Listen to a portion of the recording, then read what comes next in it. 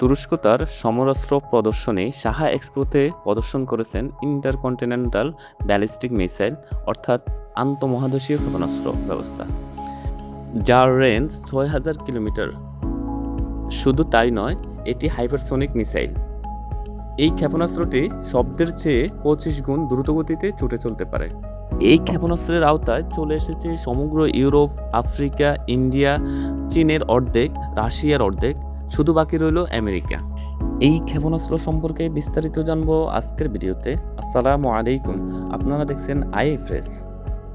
ইলদ্রিম হান ছিলেন উসমানী সাম্রাজ্যের চতুর্থ সুলতান, যার বয়ে পুরো ইউরোপ থরথর করে কাঁপত। এই ইলদ্রিম হান অর্থ হচ্ছে বজ্রপাত। ঠিক তাই তুরস্কের এই ইলদ্রিম হান আকাশ থেকে বজ্রের মতো নেমে আসবে এবং ঘটাবে মহাবিপর্যয়। এই ক্ষেপণাস্ত্রের যাবতীয় ব্যবস্থা সম্পূর্ণ তুরস্কের নিজস্ব প্রযুক্তিতে তৈরি করা হয়েছে। এই মিসাইলে রয়েছে 4টি ইঞ্জিন। এর ওয়ারহেড ৩,০০০ কেজি পেলোড বহনে সক্ষম। এই দানবীয় মিসাইল যখন ৩,০০০ কেজি নিয়ে কোথাও আঘাত হানবে, তখন নিমেষেই সবকিছু ধ্বংস করে দেবে। এর জ্বালানি হিসেবে ব্যবহার করা হয়েছে নাইট্রোজেন টেট্রা অক্সাইড, যার কারণে রাতে দিনে যে কোনো দুর্যোগে যে কোনো সময় এটি ব্যবহার করা যাবে, অর্থাৎ ২৪ ঘন্টায় এটি প্রস্তুত ব্যবহারের জন্য। তুরস্কের আইসিবিএম উন্মোচন দেখে বিশ্ব নেতারা স্তব্ধ হয়ে গেছে। আমরা এতদিন মুসলিম বিশ্বের মিসাইল ক্ষমতা সম্পর্কে জানতাম শুধু পাকিস্তান এবং ইরানকে। ইরানের মিসাইলগুলো দেখে মুসলিমদের গর্বে বুক ভরে যেত যখন ঝাঁকে ঝাঁকে ইসরায়েলে গিয়ে আঘাত হানত। এইদিকে বাংলাদেশের আছে ৭১ নামক চেতনা, স্বাধীনতা চেতনা, আরও কত চেতনা। বিশ্লেষকদের ধারণা তুরস্কের এই ইলদ্রিম মিসাইল MIRV প্রযুক্তি ব্যবহারে সক্ষম, অর্থাৎ একাধিক ওয়ারহেড ব্যবহারে সক্ষম, যার ফলে একটি মিসাইল দ্বারা একাধিক স্থাপনায় হামলা করা সম্ভব। এছাড়াও এই মিসাইলটি হাইপারসোনিক গ্লাইড ভেহিকেলের সাথে সামঞ্জস্যপূর্ণ। তুরস্কের একজন অস্ত্র বিশ্লেষক মেতি ইয়ারার তিনি বলেন, তুরস্ক কখন এটি তৈরি করলো? এখনও আমরা গাজাব, বাংকার ব্লাস্টার এবং টাইফুন 4 ব্লক হাইপারসোনিক মিসাইল নিয়ে ফ্যান্টাসির মধ্যে রয়েছে, অথচ তারা নিয়ে আসলো নতুন চমক। দেখুন, মেতি ইয়ারার একজন তুরস্কের অস্ত্র বিশ্লেষক, অথচ তিনি নিজেই জানেন না এই প্রকল্প সম্পর্কে। এ থেকে বোঝা যাচ্ছে তুরস্কের গোপনীয়তা সম্পর্কে আমেরিকার সিআইএ, ইসরায়েলের মোসাদ কতটা শিশু। তুরস্ক রাষ্ট্রের জনক কামাল আতাতুর্ক, যাকে আমরা জানি নাস্তিক, সেকুলার এবং ইসলাম বিদ্বেষী, যে কিনা আধুনিক তুরস্কের জনক। পশ্চিমাদের ভাষায় এরদোগান হলেন একজন ইসলামপন্থী নেতা। এই মিসাইলের একদম প্রথমাংশে রয়েছে কামাল আতাতুর্কের সিগনেচারের সিলমোহর, আর মাঝে রয়েছে সুলতান ইলদ্রিম হানের সিলমোহর। এরদোগান এখানেই কৌশলী। এখন সবার প্রশ্ন হচ্ছে, এত বড় মিসাইল যেটি কিনা ভার্টিক্যাল টেক অফ করতে সক্ষম, সেটি পারমাণবিক অস্ত্র ছাড়া নিক্ষেপের মানে কি?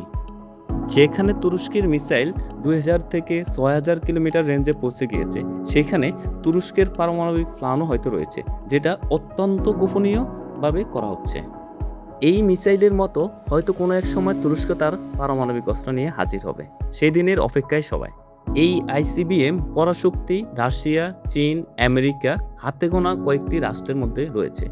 এই আইসিবিএম তৈরি করতে গিয়ে অলরেডি পাকিস্তান নিষেধাজ্ঞার মধ্যে পড়েছে, কিন্তু এখনও তারা সফল হয়নি। আমাদের পার্শ্ববর্তী দেশ ভারত, যাদের সামরিক শক্তির দিক দিয়ে চতুর্থ, অথচ তাদের আইসিবিএম নেই। আছে অগ্নি 5, যেটা দূরত্ব হচ্ছে ৫,০০০ কিলোমিটার। আসলে ভারত তেমন কিছু বানাতে পারে না, তারা অস্ত্র কিনে কিনে সামরিক শক্তিতে চতুর্থ এসেছে। তুরস্কের সামরিক শিল্পের এই প্রযুক্তি সম্পূর্ণ নিজস্ব প্রযুক্তির। তুরস্কের অস্ত্র নির্মাতা প্রতিষ্ঠান আসেলসান, রকেটসান, তুবিতাক নিয়ে এসেছেন আরও নতুন নতুন অস্ত্র এই সাহা এক্সপোতে। এর মধ্যে চমক হচ্ছে তাদের জেট ইঞ্জিন গুসান।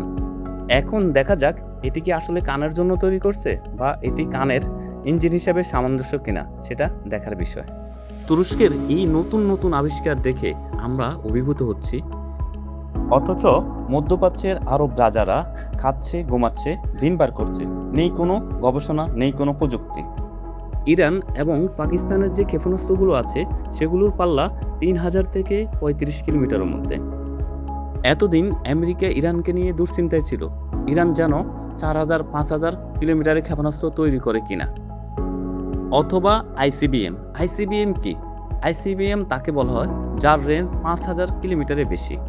কিন্তু আমেরিকা এবং পশ্চিমা বিশ্বের ধারণার বাইরে গিয়ে তুরস্ক নিয়ে হাজির হলো এই আইসিবিএম। এখন একটা গুরুত্বপূর্ণ প্রশ্ন হচ্ছে, তুরস্ক কি এই মিসাইল কি রেখে দেওয়ার জন্য তৈরি করছে নাকি ব্যবহার করবে? এই সম্পর্কে তুরস্কের প্রতিরক্ষামন্ত্রী জেনারেল ইয়াসার গুলার বলেন, শত্রুদের বিন্দুমাত্র সন্দেহ থাকার অবকাশ নেই, এটি প্রয়োজন হলে আমরা অবশ্যই ব্যবহার করব। তুরস্কের এই ইলদিম মিসাইল হাইপারসনিক ক্ষমতা সম্পন্ন। হাইপারসনিক ক্ষমতা আসলে কি? এটা হচ্ছে ম্যাক 9+, অর্থাৎ শব্দের চেয়ে 9 গুণ বেশি। শব্দের চেয়ে 9 গুণ বা তার চেয়ে দ্রুতগতি ক্ষমতা সম্পন্ন মিসাইলকে বলা হয় হাইপারসনিক মিসাইল, যেখানে তুরস্কের আন্তঃমহাদেশীয় ক্ষেপণাস্ত্রের ক্ষমতা হচ্ছে শব্দের চেয়ে 9 থেকে 25 গুণ ক্ষমতা সম্পন্ন। পৃথিবীতে বর্তমানে প্রচলিত যে সকল ক্ষেপণাস্ত্র প্রতিরক্ষা ব্যবস্থা রয়েছে, তুরস্কের এই আইসিবিএম মোকাবেলায় সক্ষম নয়।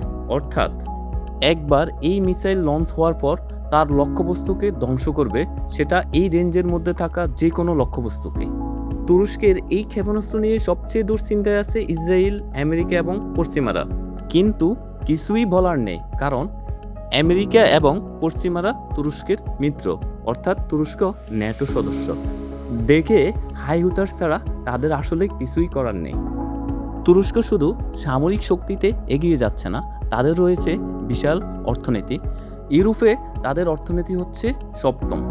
তুরস্কের এই ইলদিম হান ব্যালিস্টিক মিসাইল 1 ঘন্টায় সমগ্র পৃথিবীকে 3 বার চক্কর দিয়ে আসতে পারবে তার গতির কারণে। তুরস্ক তৈরি হচ্ছে আগামী দিনের জন্য, মুসলিম বিশ্বের জন্য। তৈরি হচ্ছে তাদের রণতরী, তৈরি হচ্ছে তাদের যুদ্ধবিমান 5ম প্রজন্মের কান, এছাড়াও রয়েছে বিভিন্ন ধরনের আধুনিক ড্রোন। তাদের হারানো ঐতিহ্য উসমানী সাম্রাজ্যকে লক্ষ্য রেখে, আর এর পিছনের মূল কারিগর হচ্ছে তুরস্কের প্রেসিডেন্ট রজব তৈয়ব এরদোগান। তুরস্কের এই নব উত্থান সম্পর্কে আপনার গুরুত্বপূর্ণ মতামত কমেন্টে জানান। এই ধরনের সামরিক বিশ্লেষণমূলক ভিডিও পেতে চ্যানেলটি সাবস্ক্রাইব করুন। আল্লাহ হাফেজ।